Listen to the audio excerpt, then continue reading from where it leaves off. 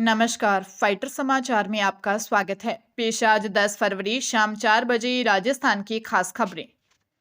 राजस्थान में भर्ती परीक्षाओं में फर्जीवाड़े के खिलाफ एसओजी का अब तक का सबसे बड़ा अभियान शुरू हो गया है। एडीजी विशाल बंसल के अनुसार प्रदेश भर में लगभग 2000 संदिग्ध डमी कैंडिडेट एसओजी की रडार पर हैं। इन लोगों ने पिछले 5 वर्षों के दौरान रीट, एसआई, पटवारी और कनिष्ठ अभियंता जैसी प्रमुख परीक्षाओं में असली अभ्यर्थियों की जगह बैठकर उन्हें सरकारी नौकरी दिलाने में मदद की थी।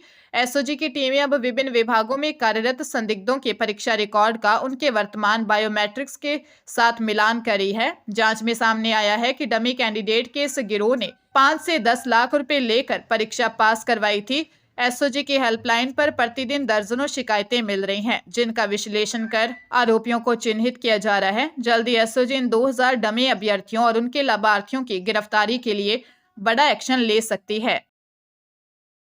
भारतीय सेना की आर्टिलरी रेजिमेंट के गौरवशाली इतिहास और बलिदान को समर्पित भारत रणभूमि दर्शन वाहन रैली कल 11 फरवरी को स्वर्ण नगरी जैसलमेर पहुंचेगी। 3 फरवरी को गुजरात के द्वारका से शुरू हुई यह यात्रा नौसेना और सीमा सुरक्षा बल के साथ एक संयुक्त अभियान के रूप में निकाली जा रही है। मेजर लैरिन मैथ्यू ने नेतृत्व में इस रैली में 15 गाड़ियां और 50 प्रतिभागी शामिल हैं, जो 3400 किलोमीटर का सफर तय करेंगे। इसका मुख्य उद्देश्य युवाओं को उन ऐतिहासिक रणभूमियों से रूबरू कराना है जहां तोप खाने ने दुश्मनों के दांत खट्टे किए थे। जैसलमेर में 5 दिन के ठहराव के दौरान यह दल स्कूलों, वॉर म्यूजियम और सीमावर्ती इलाकों का भ्रमण कर युवाओं को सेना में शामिल होने के लिए प्रेरित करेगा।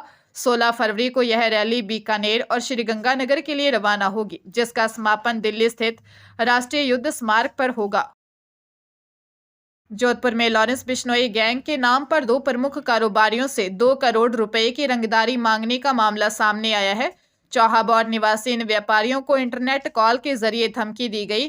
खुद को लॉरेंस का भाई आरजू बिश्नोई बताने वाले कॉलर ने 48 घंटे के भीतर पैसे न देने पर जान से मारने की चेतावनी दी। व्यापारियों ने पुलिस को धमकी भरी ऑडियो रिकॉर्डिंग सौंपी है। मामले की गंभीरता को देखते हुए पुलिस कमिश्नर ने दोनों पीड़ितों को सुरक्षा हेतु गनमैन उपलब्ध कराए हैं।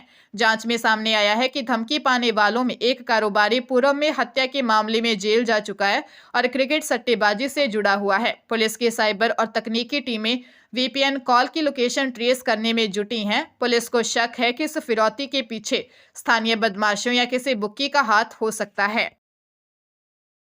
राजस्थान सरकार ने मेडिकल छात्रों के मानसिक स्वास्थ्य को प्राथमिकता देते हुए हर मेडिकल कॉलेज में एक वेलबींग सेंटर और राज्य स्तर पर एक वेलनेस सेल स्थापित करने का महत्वपूर्ण निर्णय लिया है।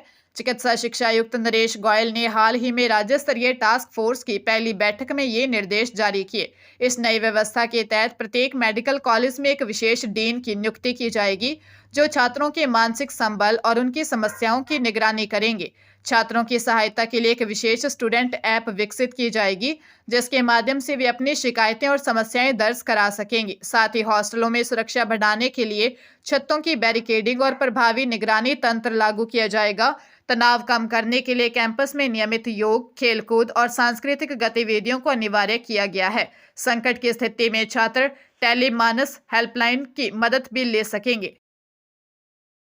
हरियाणा के फरीदाबाद में आयकर विभाग ने 4 दिनों तक चली बड़ी छापेमारी में 125 करोड़ रुपए से अधिक की अघोषित आय का खुलासा किया है। विभाग की 50 टीमों ने 4 दिनों तक शहर के विभिन्न बिल्डरों, स्कूल संचालकों और निजी सुरक्षा एजेंसियों से जुड़े करीब 50 ठिकानों पर एक साथ दबिश दी। कार्रवाई के दौरान 22 करोड़ रुपए से अधिक की नकदी और भारी मात्रा में सोना, चांदी व हीरे के आभूषण बरामद किए हैं।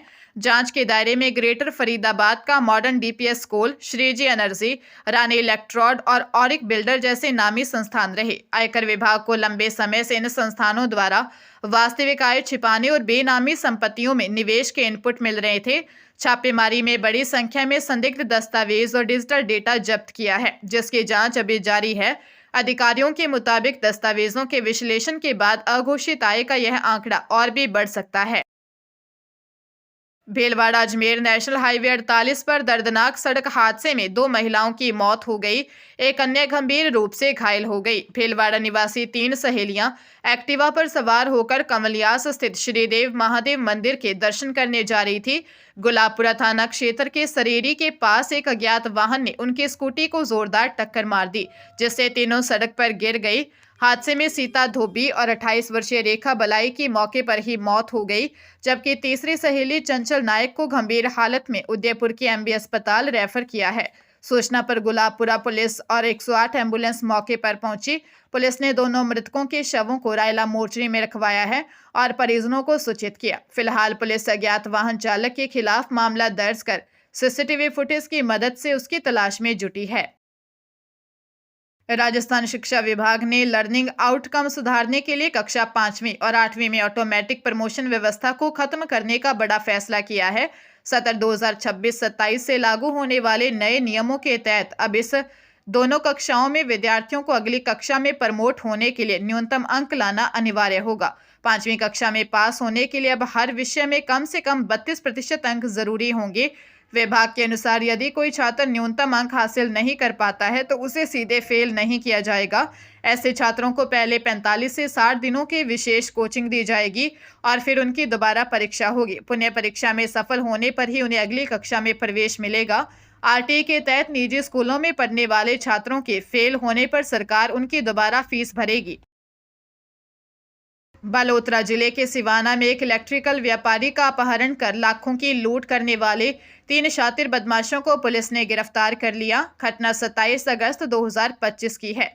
पीड़ित व्यापारी भोपाराम ने जनवरी 2026 में रिपोर्ट दी कि बदमाशों ने व्यापारी की कार को टक्कर मारकर उसे किडनैप किया और मारपीट कर 10,27,000 रुपये लूट लिए थे। पुलिस जांच में चौंकाने वाला खुलासा हुआ कि आरोपियों ने लूट की इसी रकम से एक नई स्कॉर्पियो गाड़ी खरीदी थी, जिसे पुलिस ने जब्त कर लिया। गिरफ्तार आरोपियों में दिलीप सिंह, वीरेंद्र सिंह और भवेश शामिल हैं। मुख्य आरोपी दिलीप सिंह सिवाना थाने का सक्रिय हिस्ट्री शीटर है। व्यापारी ने बताया कि वह दिल्ली से राजस्थान के विभिन्न शहरों में केबल सप्लाई का पेमेंट लेने आता था। उसी दौरान बदमाशों ने रैकी कर इस वारदात को अंजाम दिया था।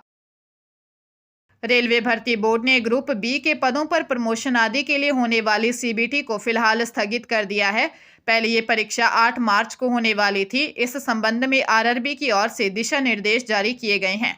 आरआरबी द्वारा जारी निर्देशों के अनुसार वित्तीय वर्ष की आखिरी तिमाही में बड़ी संख्या में कर्मचारियों को छुट्टी देने के कारण होने वाली ऑपरेशनल दिक्कतों को देखते हुए विभिन्न जोन से मिली रिक्वेस्ट पर विचार करते हुए यह तय किया गया है कि एलडीसीई सेंट्रलाइज्ड सीबीटी को मार्च 2026 के बाद कभी भी रीशेड्यूल किया जाएगा। परीक्षा की संशोधित तारीखें कम समय के नोटिस पर सूचित की जाएंगी। लुधियाना के सानेवाल स्थित महादेव कॉलोनी में 5 दिन पहले हुए 2 गुटों के हिंसक टकराव मामले में पुलिस ने बड़ी कार्रवाई की है। पुलिस ने फायरिंग के मुख्य आरोपी मनी खच्चर, दिलीप और अमन सहित 16 नामजद और कुल 28 बदमाशों को खिलाफ एफआईआर दर्ज की है। जांच के दौरान चौंकाने वाला खुलासा हुआ कि मुख्य आरोपियों को छिपाने और उन्हें आर्थिक मदद देने में मनी खच्चर के माता पिता समेत 5 लोग शामिल हैं। पुलिस ने के अनुसार आरोपी रमेश कुमार, अमरजीत कौर, राजकिशोर, इंदु देवी और वीर सिंह न केवल शूटरों को पनाह दे रहे थे बल्कि उनके कानूनी मामलों की पैरवी भी कर रहे थे। पुलिस ने अब इन मददगारों के खिलाफ भी केस दर्ज कर लिया है।